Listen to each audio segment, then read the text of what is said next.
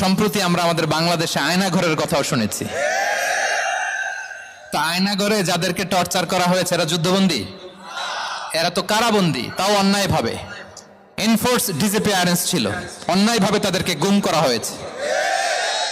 অন্যায়ভাবে বছরের পর বছর যাদেরকে এভাবে কষ্ট দেয়া হয়েছে, ফ্যামিলি থেকে দূরে রাখা হয়েছে, কিয়ামতের দিন তাদেরকে আল্লাহ জালেমের কাতারে দাঁড় করাবে।